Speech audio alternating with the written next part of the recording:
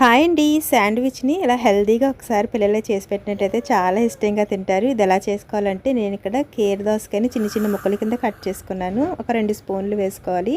అలాగే onions, capsicum, టమాటోస్‌ని కూడా వేసుకున్న తర్వాత ఇందులో చిల్లీ ఫ్లేక్స్ అలాగే ఒరిగానో ఒక పావు టీ స్పూన్ వరకు మిరియాల పౌడర్ వేసుకోండి. ఒక స్పూను నేను ఇక్కడ వెజ్ మయోనీస్ వేసుకున్నాను. ఒక స్పూన్ వరకు టమాటో కచ్చప్ వేసుకుని కొంచెం సాల్ట్ వేసుకుని ఒకసారి ఇదంతా కలిసిపోయేటట్టు కింద ఇలా కలుపుకోవాలి.